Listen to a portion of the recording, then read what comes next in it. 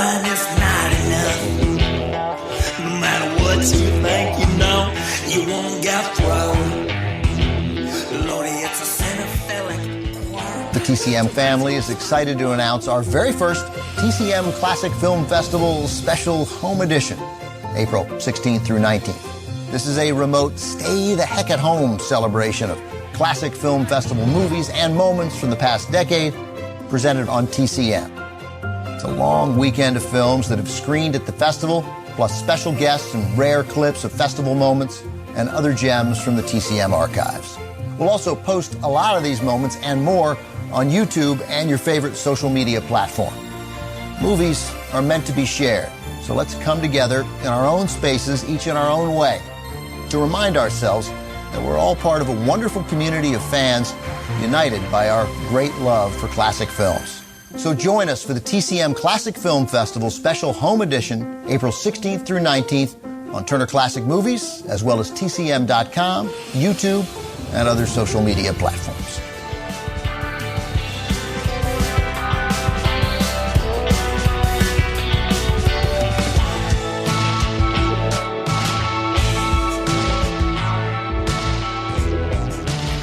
Live from our living rooms, it's the... Actually, no, this is the dining room. I'm sorry, I've already screwed it up. It's the 2020 Turner Classic Movies Film Festival at Home Edition. My name is James Patrick. My guest for the third year in a row is Jessica Pickens of Comment Over Hollywood, your go-to blog for classic Hollywood musicals. Jessica has become Cinema Shame's second five-time guest, joining Raquel Stetcher among the elite. How do you feel about being risen to the rafters? I'm surprised. I didn't realize I'd been on here that many times. Well, you did. There's been a few TCMFF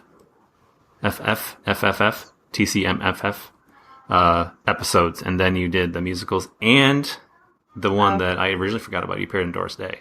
Yes. So yes, 5 times. It's not quite as elite as the Saturday Night Live 5-time hosts, but hopefully someday. Well, it is an honor indeed to be included on the podcast. This TCMFF preview, of course, will be a little different from past years because I don't know if you've noticed, but we're not actually in Los Angeles at the moment. Unfortunately. And there's a FedEx guy walking up to my porch. That doesn't happen in LA. A lot of weird things happen in LA, but I don't see too many FedEx drivers. That's true. I saw somebody ride by on a bicycle with a mask, which probably is currently happening in LA. But that's a regular day. That's true. Yes.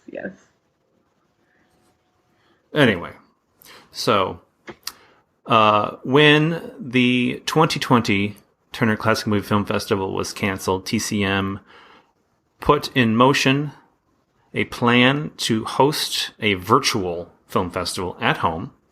They've pieced together a collection of movies that have played at past festivals, along with hopefully a lot of clips from introductions and interviews. We'll have to see exactly what they have in store because the schedule isn't all that clear. We'll take you through the schedule and highlight some of our favorites and must-watches, maybe what we would have seen had this been real and we weren't in our pajamas on our couch. So, let's take a look at Thursday, April 16th, which is today, and pick a few things that we notice about the schedule, and maybe something interesting will happen and make this podcast all worthwhile.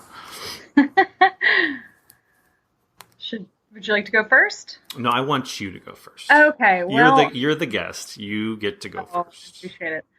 Well, I really love the programming they had in the first year of 2010. I was still in college and unable to attend. My first year was 2013. But they had a lot of really great guests. If I had been there, I certainly would have attended Neptune's Daughter with Esther Williams and Betty Garrett in attendance, because Esther Williams has been a favorite of mine since I was in high school. I've read her autobiography and seen all our movies, and I recently revisited Neptune's Daughter, and it actually was a lot of fun. I didn't really remember a whole lot about it, but it's just a really fun, colorful musical comedy. I which has two interesting points. She is a swimsuit designer, which she ended up doing later in life. And then also the song Baby It's Cold Outside was introduced in that movie. Not a Christmas movie, so not technically a Christmas song. But it also won the Academy Award. It's not Christmas time. We don't have to have that argument right now. That's right. I just wanted to throw that out. I know. It's definitely worth mentioning, but I don't. We're going to get some angry tweets, I think, if we... No. Maybe. But it's airing at 5 a.m., so I do encourage you, if you love a good Technicolor MGM musical, set that up. Also, Ricardo Montalban's in it, so that's worth seeing because he's very handsome. And then I think it's really neat that they had Louise Rayner at the first TCM Film Festival, so I definitely would have either gone to see that talk, which I've watched on TCM before, or I would have watched her introduce The Good Earth. So either one of those would have been my picks, but maybe the talk. In many ways, they're being rather brutal by including the 5 a.m. Neptune's Daughter in the schedule for Thursday. So while the normal TCM Film Festival would have wrapped up by, say, 10:30, they're keeping you going all night long. Yeah. Thank goodness for DVRs. In true fashion of the festival, you could stay up all night, watch it, not get a lot of sleep, and then wake up the next morning to watch more movies. Mm-hmm. And again, it starts earlier than normal as well with the 6:45. They see there's actually no time for sleep. We joke about how little sleep we get, but if you stick to the schedule, there is no sleep. I'm on no sleep. No sleep. You don't know what it's like in there. All night long, things are creaking and cracking, and that red light is burning my brain. You look a little stressed. Oh, I'm stressed. You might just have to skip a movie, dare I say it. That's not allowed. The only one here that I haven't seen is A Star is Born, 1954. And because I don't have an excuse to go see something else, I probably have to sit down and watch that one finally. Other than that, my other pick for the day would have been Metropolis. I would have probably gone to see that due to the live scoring. Live scoring would have been a good thing to go to. I don't know what we're going to see with this version. They're certainly not going to give us the score that was presented at the festival. And I'll give you a cinema shame right now. I've never seen Metropolis. Well, there you go. You're tuning in at 11. You owe it to yourself. I actually have it recorded. I just haven't sat down and watched it. Wow. See, we're making breakthroughs here. Yeah, so that's Thursday. The show starts at 8 o'clock and goes until the wee hours of the morn, when you can perk right back up at 6:45 with The Seventh Seal. Oh my! Mm-hmm. So, what about tomorrow? What are you looking forward to tomorrow?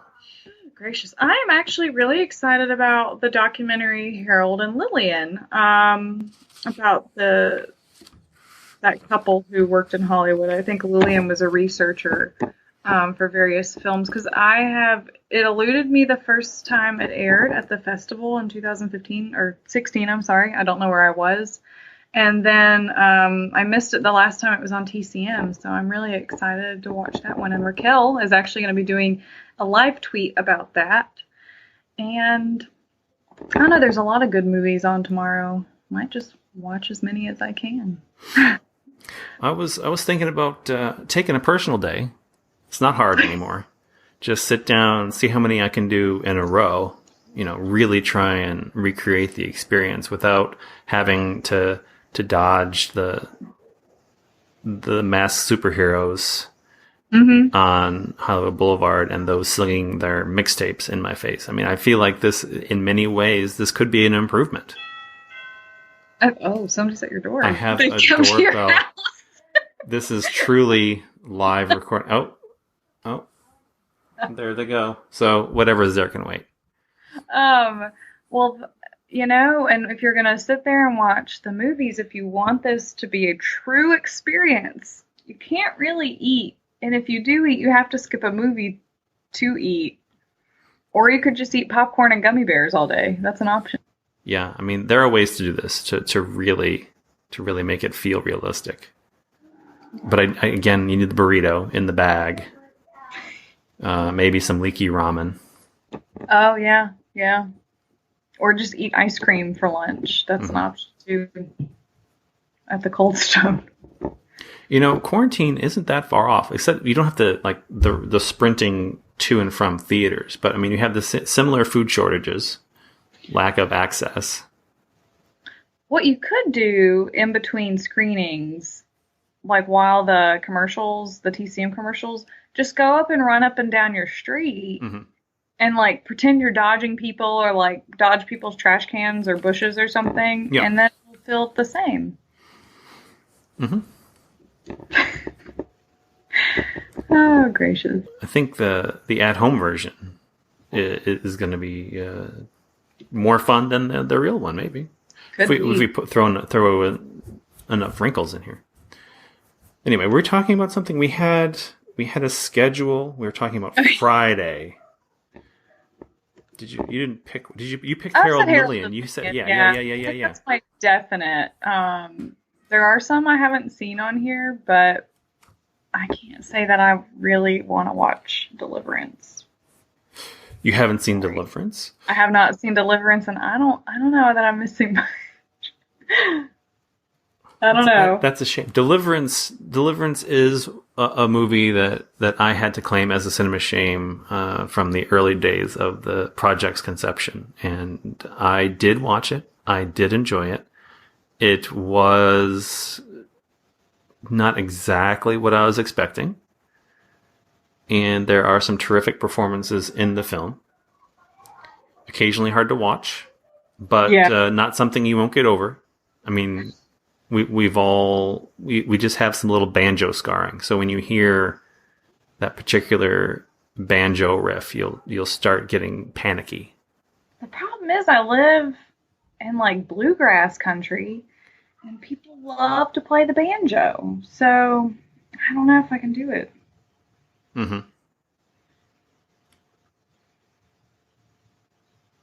I could see why that would be a problem.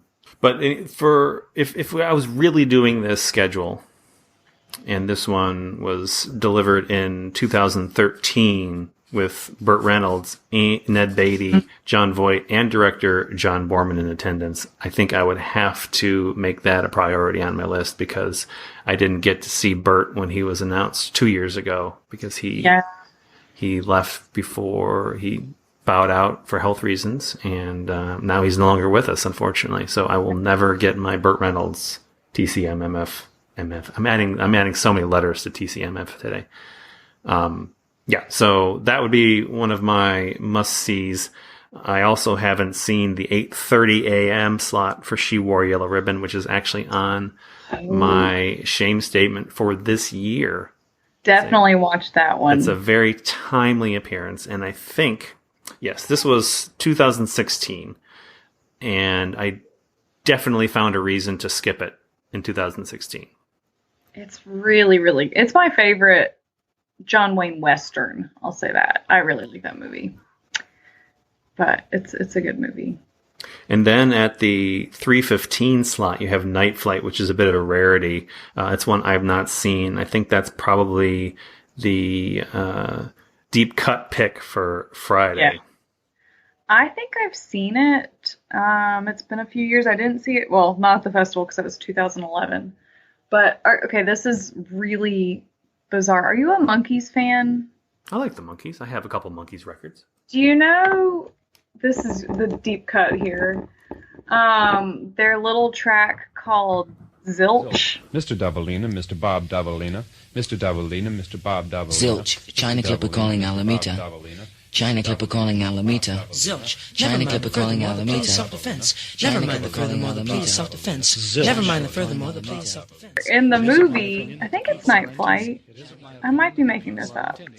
Sounds good, whatever it is. Keep going. Well, anyways, they say, like, in the movie, like, China Clipper calling Alameda. And because they're calling a plane, and then Davy Jones says China Clipper calling Alameda over and over again, and I'm guessing it's a tie-in to the movie. Sorry, I just hijacked that to talk about the Smokies. I'm sure that everyone is okay with that. I will look for that now, because again, that's another DVR situation that is airing at 3:15 a.m. Yes. Or you just are up all night. I would like to know, someone out there has to be crazy enough to try it, but could you survive the TCMFF at-home edition? Maybe you could take naps in between, like during those TCM commercials. Or I think like any good festival goer, you pick a nap movie, one that you've seen, and it was usually, for me, the 8 o'clock time slot was usually something I'd already seen, and like 30, 45 minutes in, you doze off for a little while. Mine's usually the afternoon, because really? That's when I got the like 4-shot iced Americano that really powers me through to the 8 o'clock. Yeah, the like you get twitchy, but it's okay. Yeah, the late morning, early afternoon, when maybe I have eaten or maybe I haven't. So either the food's putting me to sleep or the lack of food's putting me to sleep. I usually take a nap. Not always a conscious decision. It just sometimes happens. If I'm looking at this schedule, it looks like Deliverance would be my nap slot, because 5:45 with Some Like It Hot is a little early, and I would want to stay awake for Harold and Lillian because I haven't seen that. But then 10 o'clock with Deliverance, you get the introduction, and then I'd have to get that restorative power nap before Creature from the Black Lagoon at midnight. Yeah, I see that. That's a good midnight movie. All right, that'll bring us up to Saturday's schedule, which I'm obligated to mention that the 9:15 movie is The Double Harness from I'm 2016. thrilled that everybody's gonna be able to get in and watch it. No. Will McKinley will still be locked out of Double Harness, as he famously missed both screenings at that festival. I just think it's so funny that everybody was so into it, because TCM's been showing it since 2008. It was one of those lost and founds that they released with Double Harness and Stingery and Rapid Romance. So it's not inaccessible. It's just really interesting to me. Well, the DVD is out of print now. I don't think it's. I think it's back. Is it back in print? No. I'm pretty sure. Somebody just bought it. I'll look while we're talking. Oh, we can discuss the Double Harness fiasco from 2016 when they put it in Theater 4, and demand was so high for that movie that only 6 of the classic pass holders were able to get in once the VIPs and priority ticket holders consumed the rest of the theater. And I mean, I'm not going to brag again, but I was one of the 6 that got in. Well, see, it's funny because I was like, "Oh, I've seen it. I'm not gonna go." The problem, the dark side of this story is that I had forgotten I had seen it. It was so forgettable that about halfway through, I realized that I had seen it and realized I didn't care for it. Yeah, it's a different plot. So while I will trot out that Double Harness badge whenever possible, I really would have willingly ceded my ticket to someone who really cared about it. Yeah. But again, it is playing at 9:15. Everyone can make it in. Yes. There's no more excuses. The Vitaphone shorts that day, that was a lot of fun, especially if you want to see Little Rosemarie. Mm-hmm. And I'll be interested to see if they do the presentation with Ron Hutchinson, who sadly passed away last year, who was the Vitaphone expert. Yeah. And but that was a really fun fun screening. I can't believe I'm saying this, but I've never seen Sergeant York. And I really wanted to make it to that one last year specifically because, well, I'd never seen it, but also Andrew Jackson York, who is the son. Oh, I'm sorry. Yeah, that's right. Yeah, he's the son of Sergeant York. Mm-hmm. For some reason, I thought he was the grandson. He's the grandson of Gerald York. Okay. But yeah, he was there. And it's a lot of Yorks. I was getting confused. And that was the first movie they showed at the Legion Theater there in Hollywood, which was a fantastic, beautiful facility, which was not as far as people said. But, I made the mistake of wearing a relatively new pair of Chucks on that walk to the venue. So that's my horror story, coming back from that and realizing I had 2 blisters, one on each heel. That's bad. But that could be bad going to the Egyptian too. Yeah, but that was the one that did it. I mean, it could have been anywhere, but that was the venue that did it. But I am excited about that. I do suggest the Live from TCM Norman Lloyd. Wasn't there, but I've seen that before on TCM, and that's a lot of fun. Well, that's at 1:30, so get your power nap in. Yes, take a nap. How about you? There's a few on here that I would definitely recommend. The 8 o'clock a.m. Mad Love, which is from last year's festival, introduced by Bill Hader. That was, for people who haven't seen Mad Love, that's an essential viewing. Fantastic Peter Lorre performance.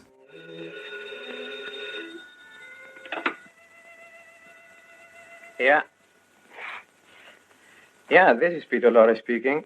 I couldn't resist the temptation to call you. I just read of your new picture that you're to make. Oh, that's very nice of you. Thanks for your interest. Oh, I thought you were magnificent in M. And just the other night I saw your new picture, The Man Who Knew Too Much. What character are you going to play in? Oh, it's the most unusual story. You know, it's a great love drama.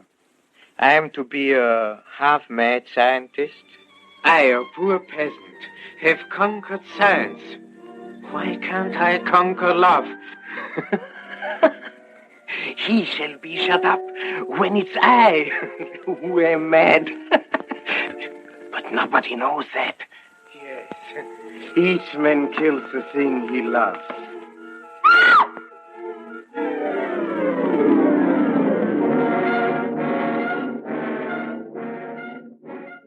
Safety Last at 1:15, which would have been great at the festival. Yeah. I'm sure that would have played like gangbusters with the score and live orchestra conducted by Robert Israel. It's my favorite Harold Lloyd film, one of my favorite silent comedies, and we're going to lose some of that magic with the afternoon screening and lack of live music presentation. But if you haven't seen Safety Last or are new to Harold Lloyd, that's an essential. They Live by Night is another good one. Saturday is full of movies that you best catch up on if you haven't seen. Absolutely. Unfortunately, the only one I haven't seen from the entire day is The Man with the Golden Arm, and I've seen it in pieces. So it kind of counts, but not really. So I'm going to try and DVR that one for later when they're watching everything I've already seen. Yeah. Network, Casablanca. Again, you need to see these movies. If you're not, if you haven't seen those, maybe you're not listening to the right podcast. 10 p.m. Magnificent Anderson's another essential that I watched recently. I think was it last year was my first watch, and I loved it. Night in the City at 11:45 is one of my favorite film noirs. I hope that they keep the Eddie Muller introduction. Oh yeah, that would be nice. And then the super late night programming after that Norman Lloyd conversation is Lady Vanishes, one of my favorite Hitchcocks. Oh, and I was there. That was a good talk too, if they included that. That's another one with Norman Lloyd. That's the lead-in is the conversation. And then at 4:15, this is the time to go to sleep because the Passion of Joan of Arc will put you there. Amen. I feel this. And I feel like we've had this conversation before, but I can't help myself. It's beautiful. It's beautiful filmmaking, but I couldn't get into it. I'm sorry. I know everybody was like so excited, but out of the 5 festivals I've been to, more people were coming up to me and gushing about that screening than just about anything else I've seen at TCMFF. And if you love that movie, by all means, just embrace it for all that it's worth. But I can't anymore. I just, when I was 20, I did my best to really appreciate it. And if I can't be that film snob at 20, I'm just not going to get there at 40. I mean, you can do anything you put your mind to. No, not that. And I like Other Drier, but it's just that movie. It's just that one. I wonder, maybe I could recreate it with my kids. I think that might be an interesting twist. Like, hey, kids, I know that you don't have school and it's Saturday, but let's recreate a 1928 silent film that is all close-ups and torture. Absolutely do that. I think that'd be fun.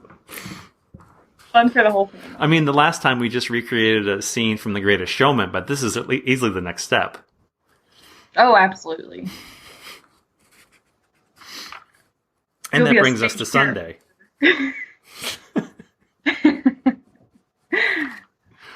When you can get up and watch Jezebel from 1938, which is the one I haven't seen that day. It's good. I was actually not there in 2017, sadly. Yeah, that was the one you skipped. I didn't. It was more, I couldn't get time off. Yeah. So, still sad. So what's your recommendation for Sunday? Definitely Peter O'Toole live from the TCM Festival. At 9 a.m.? Yeah, at 9 a.m. I mean, if you were like, if this was real, you'd be in line at like absolutely 7 a.m. to see Peter O'Toole. But for this one, you're going to set your alarm for the setup at 7:45, right? Because that's a great noir. That's probably that's one of my favorites. That might be my sleeper pick for that day. Plan to get up. Hopefully, we get your Eddie Muller introduction. But you'll end up hitting the snooze button through at least 9:15, missing the beginning of Peter O'Toole, but it's okay because we've got DVR. And then I would love to revisit Bardley's The Magnificent, which would have been screened this year because it's a lot of fun. I am not familiar with that movie. It is I have it circled twice on my schedule. It's a very swashbuckling you had me at swashbuckling. With John Gilbert and Eleanor Boardman.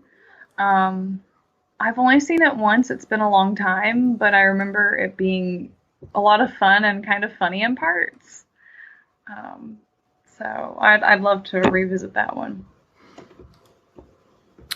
Let's see here. What else we got? We have Victor Victoria was the second movie on my current Cinema Shame list to have to be programmed for this at-home edition. So I will be not DVRing that and instead watching my Blu-ray from Warner Archive. Oh, yeah.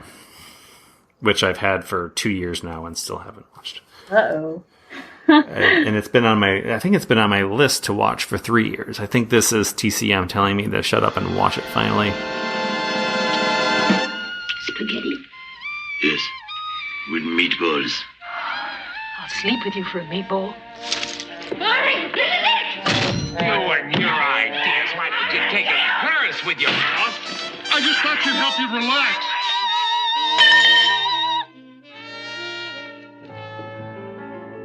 What the hell was that? B flat.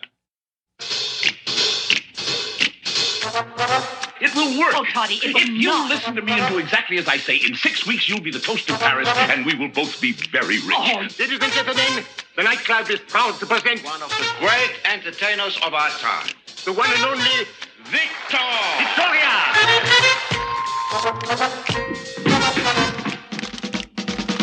Oh, baby, won't you play me the jazz hot, maybe, and don't ever let it end.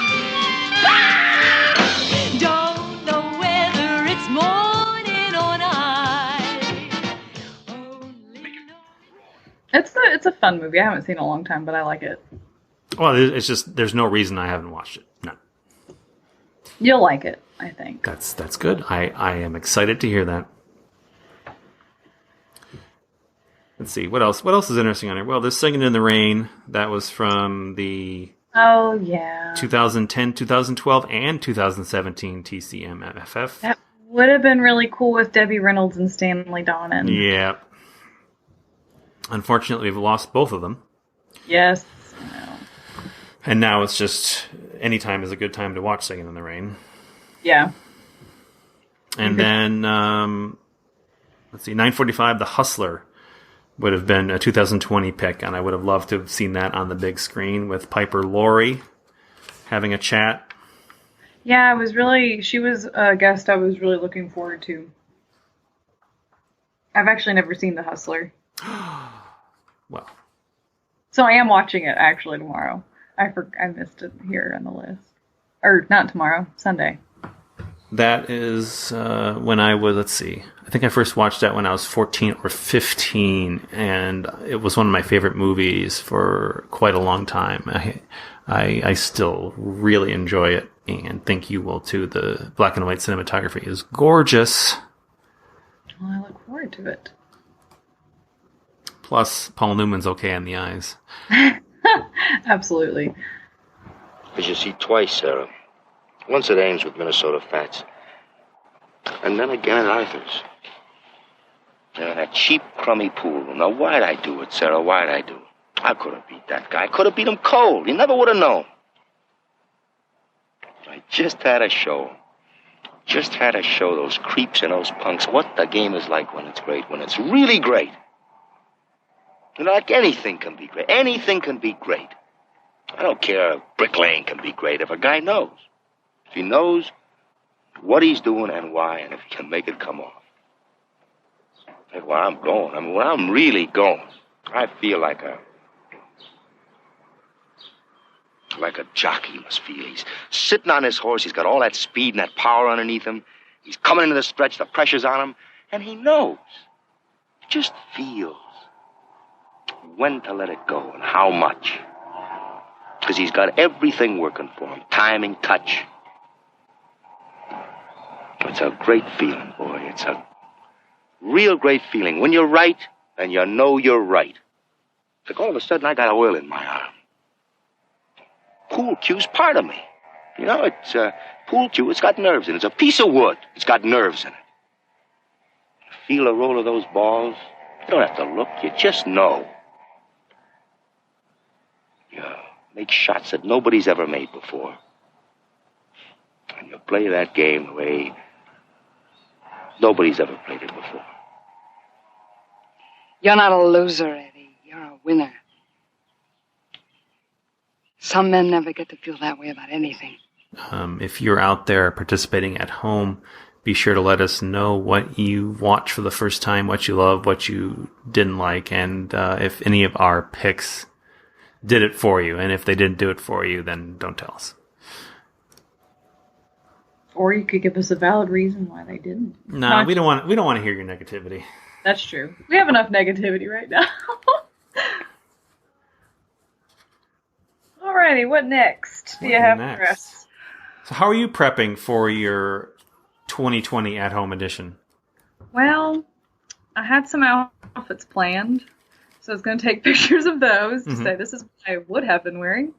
And I'm displaced right now with my parents, so that because usually my cat and I are by ourselves, so my cat and I came to stay with my parents so that we wouldn't be by ourselves. And They are good, very good sports, and have decided that we're gonna do a red carpet of our own tonight. So I'll be interviewing my parents about I don't know yet, but they have been to the festival 1 year. They came in 2015. I wish they could have made it to 2014 because that year Maureen O'Hara was there, and that was the last year with Robert Osborne. But we had some family stuff going on, so they weren't able to come. But so this will sort of be their next time at the festival. But yeah. What about you? I am going to turn on the TV and try my best to watch as much as possible. See how it goes. It's funny because this all, in a backwards way, this all kind of worked out for me because this was the year I wasn't going to be able to go. Oh, yeah. That's right. I forgot about that. So while I am, I miss everybody and all the friends that I've made at TCMFF. It's kind of my best possible scenario in a weird way, in that I don't miss anything now. Yeah, that's true. And I feel selfish saying that. Well, I think one thing that's really nice is that, while obviously everybody at TCM and all the pass holders were devastated to hear that the festival had to be canceled, I don't know that anybody was terribly surprised. I think it's nice that people who've never been able to attend will be able to experience it in some capacity. I think it'll be nice. They'll get a little bit of a taste, and I think we're going to see exactly how much they're going to show from the conversations, and because that's really the benefit of going, is that you have these opportunities to just be in the room with these personalities and stars and hearing them talk about their experiences, and that's something you don't get at home. Even though they do present some of that, you don't get the long form conversations. Well, and then the conversations with everybody else. I mean, that's as much a part of the festival as the films. Yeah, I mean, I think it's so nice to be in person with these people you've talked online with for so long and know that you have a common bond. So maybe it's possible that there will be a few people out there who will see a little bit more from the festival and maybe make an effort to attend in future years. Yeah, and I'm hoping, they get sort of a little bit of taste or feel like they've gotten to be a part of it, even if it's just online. Are you going to participate in any of the live tweets, or are you going to be a passive viewer only? I'm not sure. It depends. I might do some live tweeting. I don't do a whole lot of live tweeting otherwise. I usually just kind of say what I'm watching, but we'll see what happens. I'm just kind of, like I usually do with every festival, I'll just go with the flow. See what happens, and what happens. I'm curious to see about whether the actual TCM party hashtag involvement increases significantly during the festival, or if it still maintains the same sort of steady volume that it has on weekends. Yeah, that's a good point. I don't know. I do think there's more enthusiasm in the community as we're trying to gather to find something positive in the wake of the cancellation. So I do hope it continues throughout the weekend, and maybe that greater enthusiasm can transfer to some semblance of what we feel while we're there. Because even while we're there, we're tweeting at each other about where you're going to be, what movies are you going to. There's a constant conversation through Twitter and social media. It can be really hard to catch up too. So sitting on our computers or phones in one place where nobody's gonna, you're allowed to have your phone out or computer out when you're on your couch, not in a movie theater. So, you can keep track of everything while you're watching the movie if you choose to. I do know there's at least a portion of the classic film community that frowns upon live tweeting films. Yeah. I usually just don't have any. I might tweet facts, but I don't usually tweet my reactions. I don't know. That's just me, though. Some people don't. There are a few thoughts. Some people are anti-live tweet just on a fundamental level. They believe that you're not watching the movie. You believe it's both disrespectful to the filmmakers. And there are other people who don't like live tweeting because they don't want to be distracted from the movie. And that seems like where you fall. Like you want to tweet out some information and get back to the movie. And then there's the live tweets as a social gathering around a film. And there's going to be hopefully, I think we'll get part of the latter two camps. I don't know if you can ever persuade the first party about the value of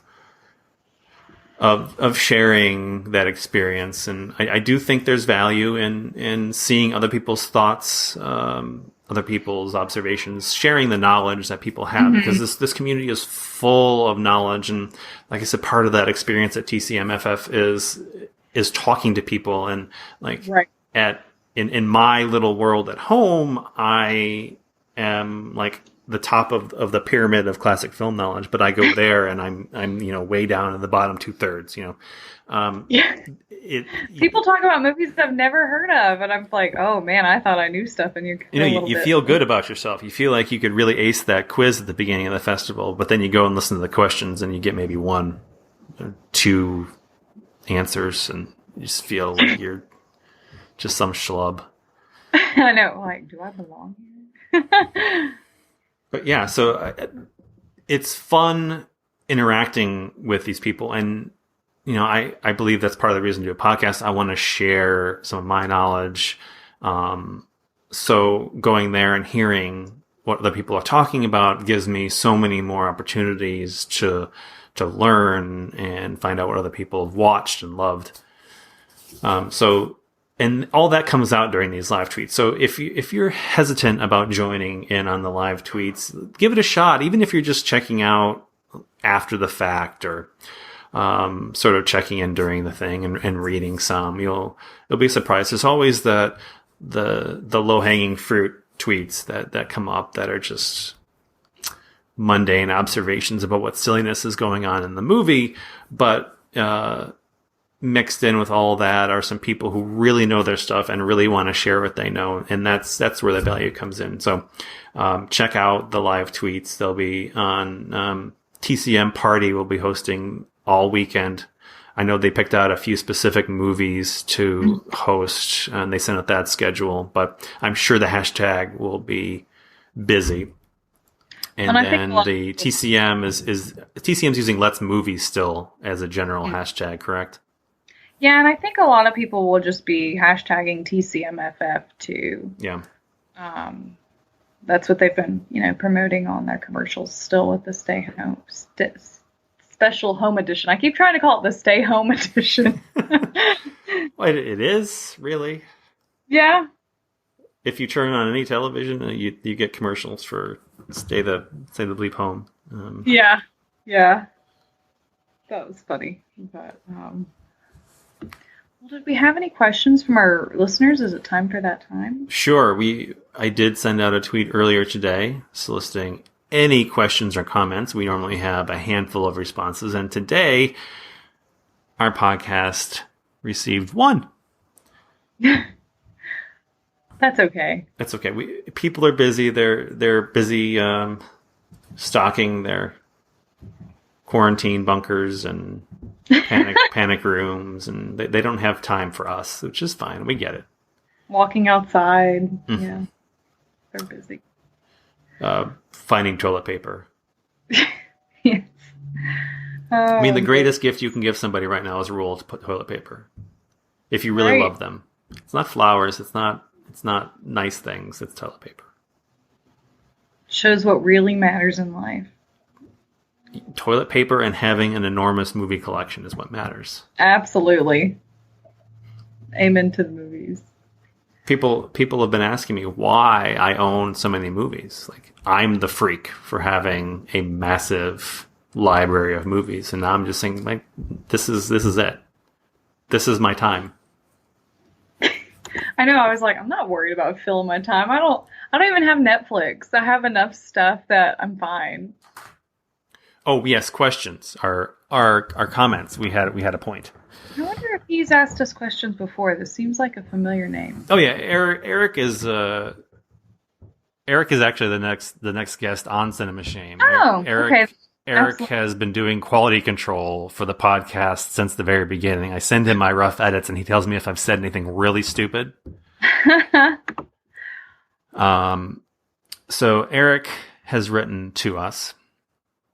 What classic Hollywood star would you want to sit down and have a beer with? What classic Hollywood star would you want to sit down and have coffee with? Very specific as to who with what type of drink. So I think we can do... I'm going to take this one step further. And I didn't tell you about this because I didn't want to spoil the surprise. So I have a list of beverages. Okay. I like it. And you have to give me the Hollywood star that you would want to have that beverage with. Okay. Okay. I'm ready. I think. So, number 1, tea. Tea. I'll say Greer Garson, because I know she took time for tea on set of her films. My immediate response was Angela Lansbury. Oh, good because answer. she always had tea in Murder, She Wrote. Like, Yeah. like in the opening, she had that cup. So, like, that was my association. I think that's a good answer as well. But I also thought about the flip side, and that maybe Peter O'Toole would be interesting tea because just the whole British association. And I have no idea if he even drank tea, but he'd have opinions about tea. That's true. Or he'd spike the tea, you know. Right. These are all possibilities that ran through my head. Maybe tea to him is just whiskey. It's possible. It's similar color, just whiskey instead of tea. But I don't know if that crosses over into the whiskey category, or if I can still count that as tea. Never mind. I'm overcomplicating things. Okay, coffee. Coffee. That was actually the one I was struggling with.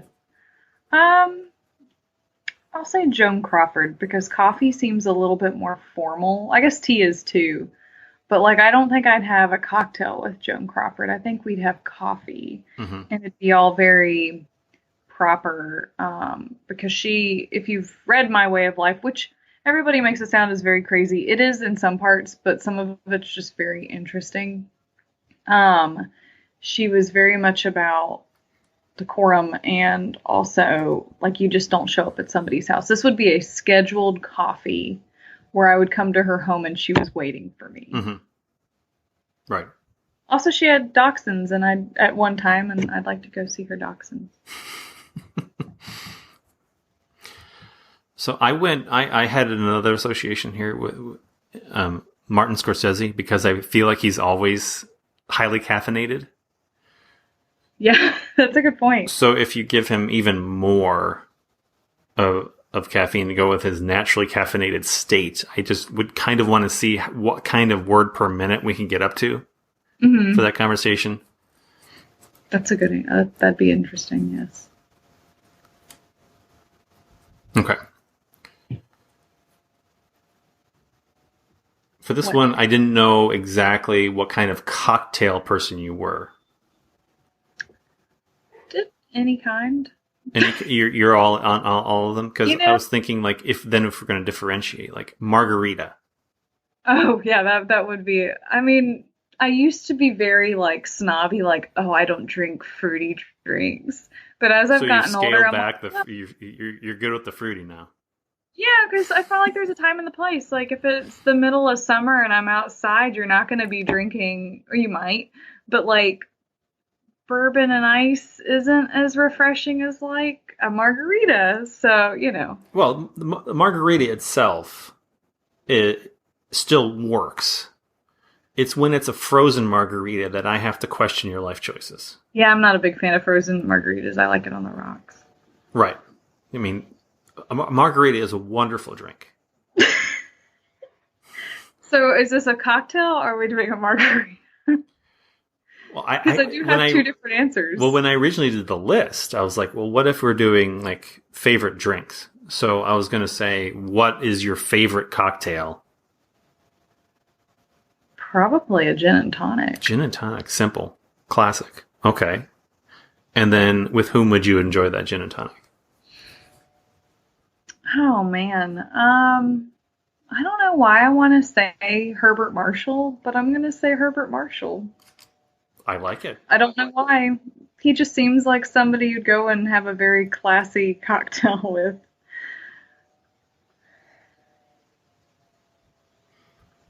I'm still trying to wrap my head around the Herbert Marshall connection, but I like it. I don't have any explanation for it. I don't know. For some reason, I thought about Herbert Marshall. And then he'd also probably be hitting on the ladies because I hear he was a ladies' man. Well, the Herbert Marshall thing popped up recently because we were having some GOG memories. I guess that was just on, and someone had just discovered Herbert Marshall with a flamethrower. Oh, yes. Which is, it's one of the most iconic images ever captured on film. Yes, that was so weird.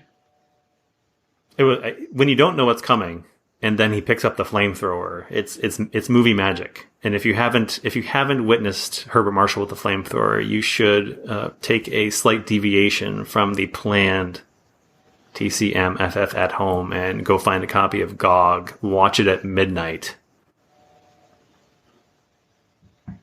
It'll be really realistic then. Yeah. Well, we'd have to be sleep deprived than watching it at midnight, not just like a midnight movie. You would have had to have been up since 7 o'clock. And then it's the best thing ever. It's like, I relate it to, I was in graduate school and I was walking back from a bar at probably a little after midnight, and we passed a Domino's Pizza that was just takeout. Mm-hmm. And we got a personal Domino's pizza. It was made by my friend Mike. And it was the best pizza that has ever been baked in the history of pizzas. That sounds good. That one Domino's pizza. And to this day, we'll never have another Domino's pizza because it will never live up to that one. So that's how I equate Herbert Marshall with the flamethrower and GOG at that midnight screening at TCMFF a few years ago. It'll never be quite the same. You're right. No. Just like Roar. I watched that at home and it wasn't the same as watching it with canned wine at midnight. Oh, yeah. I will admit to have dozing off in the middle of that movie and waking up and not having missed a thing. Nope. And that's actually, I dozed off in the middle of GOG and woke up and I didn't miss a thing either. What next? Oh, so I guess I could do my usual go-to cocktail is a gin martini with a twist. Mm. And that's a little harder for me to pick someone because naturally I want to pick a Bond actor just out of association. But I don't think Connery would drink a martini. That just doesn't seem like his style. Moore preferred bourbon. So it's tough. So I got to go further back, and I'm thinking George Sanders. Oh, that'd be good. I think that's good.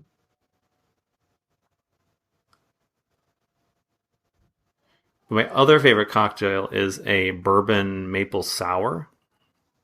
Oh, that sounds interesting.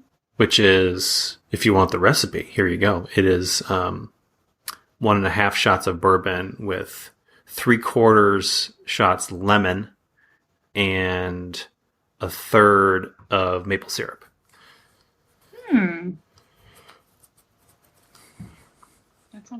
It's wonderful. And you can shake it with a sprig of rosemary to put it over the top. Well, if I had bourbon, I guess it'd be, I don't know, Joel McRae. That would be good. That'd be good. I was trying to think of a female star that I thought would be a bourbon fan. Who came from Kentucky? Who can we just associate via the... Irene Dunn. Irene, there you go. That's the winner. How are you, my dear? Fine. Your mouth's open, Arthur. Oh, I'm fine too, thanks. You might say in the pink. You can tell that, can't you? It cost enough. But I didn't come here to have a friendly visit. I came here to have a fight. Irene Dunn and bourbon. I think Barbara Stanwyck would probably drink bourbon too. I could see that. Every Jane in the room was giving him the thermometer, and he feels they're just a waste of time. He's returning to his book. He's deeply immersed in it. He sees no one except... Watch his head turn when that kid goes by. Won't do you any good, dear. He's a bookworm, but swing him anyway. Oh, now how about this one? How would you like that hanging on your Christmas tree? How about wine? Oh, man. I won't specify the type of wine because then we might be getting crazy. Yeah, that is. It's too much. Though I don't drink white wine, so we'll just knock that right off the table.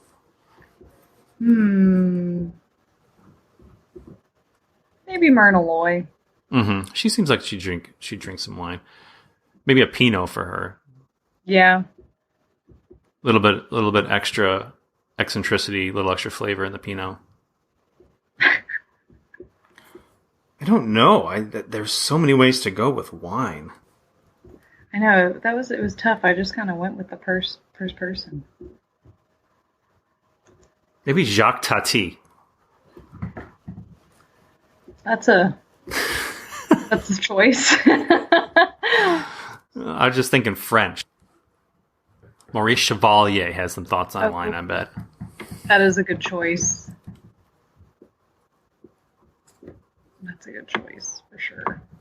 Then what kind of wine would he drink? And then we have to drink French. We have to know French wines. And I'm not a huge fan of French wines. Maybe Italian. Maybe they'd be open. It's possible.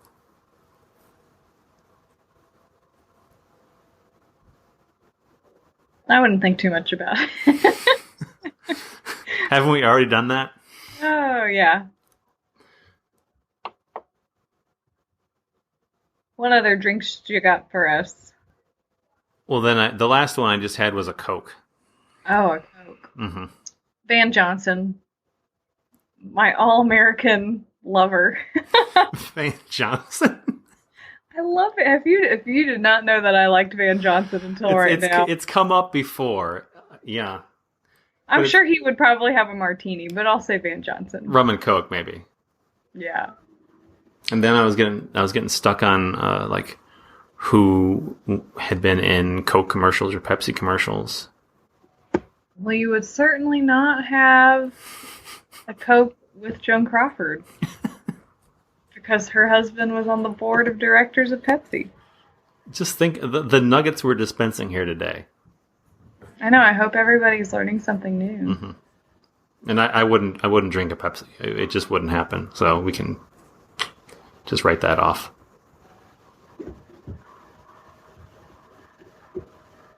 Maybe Michael J. Fox. Oh yeah, that's a good answer. It seems like he'd have a Coke with you. Give me a tab. Tab? I can't give you a tab unless you order something. Right, give me a Pepsi free. You want a Pepsi, pal? You're gonna pay for it. Look, just give me something without any sugar in it, okay? Something without sugar.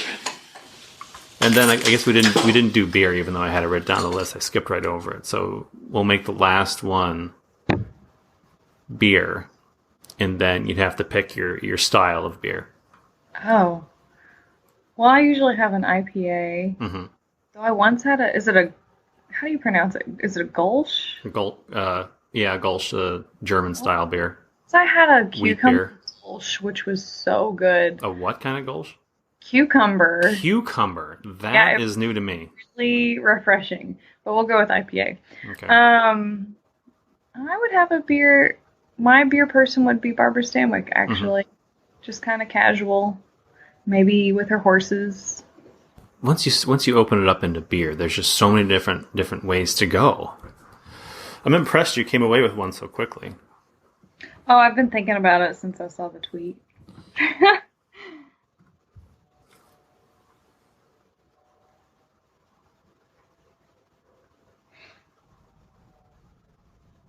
Harpo marks.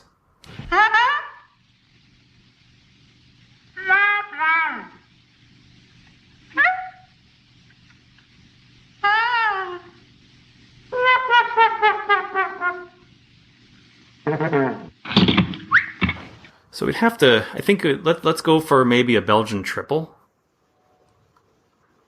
I think that'll work.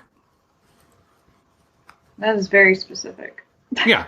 Well, I'm a big fan of Belgian-style ales, and a Belgian triple would be my choice. So let's go that. I don't know a whole lot about him, but we'll say that that's a great. I haven't read Harpo Speaks for a while, so I have forgotten a lot of specifics. I was meaning to give it another read through here.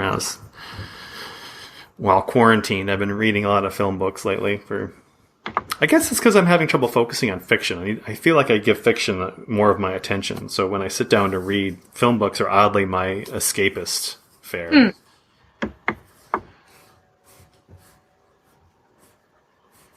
Yeah, I can understand that. But then sometimes it's like, oh, I wish it was still like they were not in quarantine. Wasn't that every movie that everything you're watching right now, like all these people together? I know. You kind of forget sometimes. And it comes back at weird times too. I don't think about it constantly, but there's like handshakes. Every time I see somebody shake hands, I'm like, don't do that. What are you doing? There's germs on that hand. I've thought about that sometimes in movies too. It's kind of weird. It's all very weird. Brains have been conditioned now. Reconditioning. It's a bit of a Clockwork Orange situation. And maybe this, and I've always compared TCMFF to the end of Clockwork Orange, where he's being conditioned with his eyes forced open in front of the projected images, and that's really what this is that you're forcing yourself to watch and stay awake through endless hours of film. Yeah. Especially since it's all day and all night. So if anybody out there wants to be Alex DeLard, this is your opportunity. Strap yourself in and pry those eyelids open and just have at it. All right. That is the extent of our mailbag. That is the extent of my notes. Unless you have any other messages out there for the Cinema Shame listeners, I think we can call that a wrap. I think so. Sounds good to me. Thank you for coming on and talking TCMFF Stay at Home Edition. So now you've got me saying Stay at Home Edition. I know. I can't. For some reason, it's just the special home edition. I think it's that extra syllable that throws me. I kept wanting to call it the Stay at Home Edition. I don't know why. No, I think it's fine. I like it. We're gonna rebrand it. Anyway, this was fun. It was fun having a nice little movie chat in the middle of the day. And stay safe out there, everybody in Cinema Shame Land, and enjoy the Turner Classic Movie Program. Yes. Good day.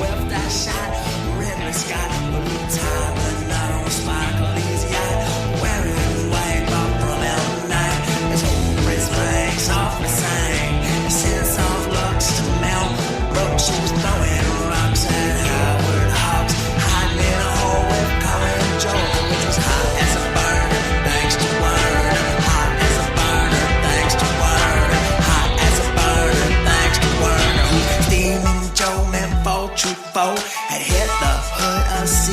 Eastwood, that well-known meanie who like Bellini thought absurd. Soderbergh's claim that famous Harold Ramis was the greatest director in the history of cinema. You have chosen wisely.